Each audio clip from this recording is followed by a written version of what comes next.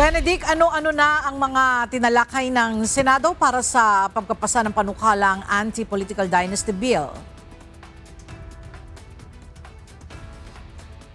Magandang tanghali, Ella. Kabilang nga sa mga tinanong ng mga senador sa kanilang inibitahang resource person ay kung anong posisyon ang sakop at kung hanggang saang degree ng magkakamag-anak ito nga Anti-Political Dynasty Bill.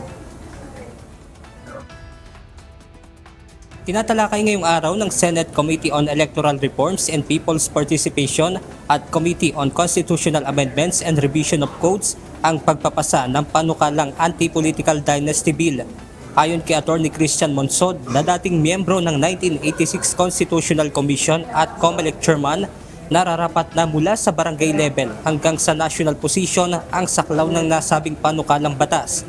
Ibig sabihin, kung may isa ng nanalong politiko mula sa isang pamilya, hindi na dapat pang tumakbo ang iba pang miyembro ng pamilya.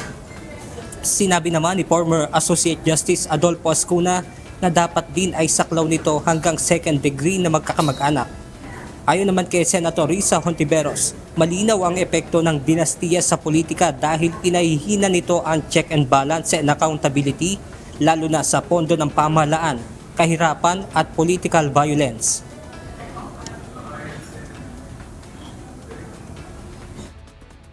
Yung multi-billion peso flood control scam, yung paglala ng kahirapan, at yung patayan lalo na tuwing eleksyon.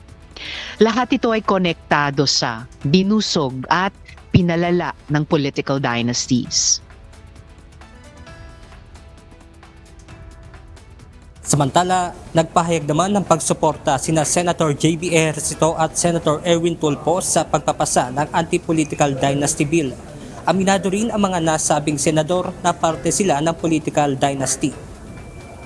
Ella, ayon naman kay COMELEC Chairman George Erwin Garcia na madali lang nilang malalaman kung magkamag-anak ang isang politiko basta't mayroon lamang na magpapatunay ng kanilang pagkakakilanlan. At yan muna ang ating update mula rito sa Senado. Balik sa inyo dyan, Ella. Maraming salamat, Benedict Samson.